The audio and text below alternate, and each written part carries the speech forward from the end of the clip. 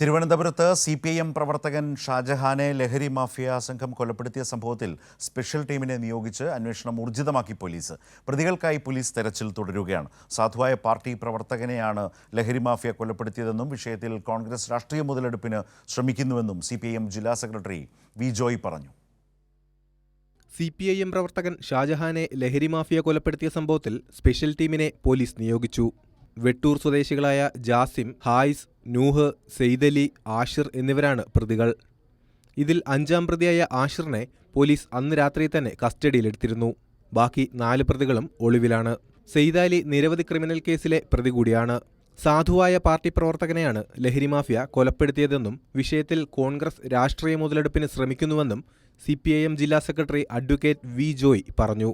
യഥാർത്ഥത്തിൽ അവരുടെ ഷാജഹാന്റെ വീടുമായി ബന്ധപ്പെട്ട് വരുന്ന കാര്യങ്ങളിലെല്ലാം ഇടപെടുന്നത് ഞങ്ങളാണ്. അവിടുത്തെ CPM ആണ്, പാർട്ടിയാണ് ഇടപെടുന്നത്. ഇപ്പോൾ ഒരു മുതലെടുപ്പിന് വേണ്ടിയിട്ട് കോൺഗ്രസിന്റെ ഒരു പഞ്ചായത്ത് മെമ്പർ വനിതയെ മുൻനിർത്തി കോൺഗ്രസ് പരിശ്രമിക്കുകയാണ്. പ്രതിയെ പിടിക്കട്ടെ, പ്രതിയെ പിടിക്കുമ്പോൾ അറിയാം രാഷ്ട്രീയമായിട്ട് ഏത് ഭാഗത്താണ് അവർ നിന്നത് എന്നതിനെ സംബന്ധിച്ച് തെളിയിക്കേണ്ടതായിട്ടുണ്ട്.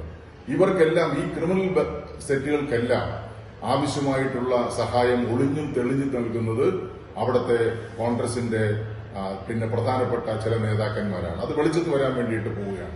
പള്ളിയുടെ പരിസരത്ത് ഷെഡ് കെട്ടി മദ്യപാനം നടത്തിയ പ്രതികളെ ചോദ്യം ചെയ്തതിന്റെ വൈരാഗ്യത്തിലാണ് പ്രതികൾ ഷാജഹാനെ കൊലപ്പെടുത്തിയത്.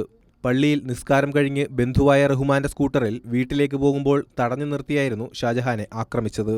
ഇരുമ്പ് കമ്പി ഉപയോഗിച്ച് തലക്കടിച്ചു വീഴ്ത്തി. തുടർന്ന് വടിവാളും ഇരുമ്പ് കമ്പിയുമായി 2 പേരെയും മാരകമായി ആക്രമിച്ചു. തലയ്ക്ക് ആഴത്തിൽ മുറിവേറ്റ ഷാജഹാനെ വർക്കല താലൂക്ക് ആശുപത്രിയിലും തുടർന്ന് തിരുവനന്തപുരത്തെ സ്വകാര്യ ആശുപത്രിയിൽ എത്തിച്ചെങ്കിലും മരിച്ചു.